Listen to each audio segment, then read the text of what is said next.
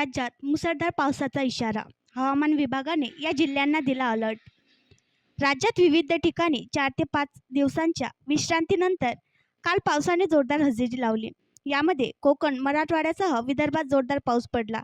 दरम्यान मुंबईसह राज्यभरात मान्सून सक्रिय होत असल्याने हवामान विभागाने राज्यात आज मुसळधार पावसाचा इशारा दिला आहे. राज्यात अनेक दिवसांच्या विश्रांतीनंतर विविध भागात काल पावसाने हजेरी लावली.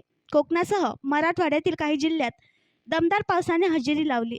यामुळे शेतकऱ्यांना मोठा दिलासा मिळाला आहे. राज्यातील काही भागात आतापर्यंत समाधानकारक पाऊस झाल्याने उकाड्यापासून काहीसा दिलासा मिळालाय.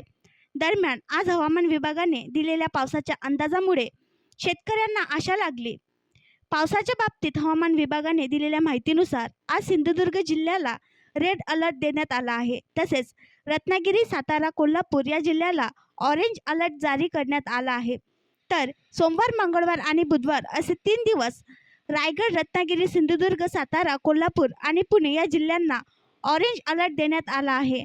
मुंबईत 3 दिवस अधिक पावसाची शक्यता हवामान खात्याने वर्तवली आहे.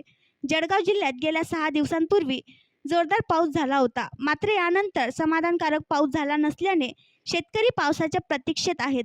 दरम्यान जळगाव जिल्ह्यात आज आणि उद्या ढगाळ वातावरण राहणार असून पावसाची शक्यता आहे.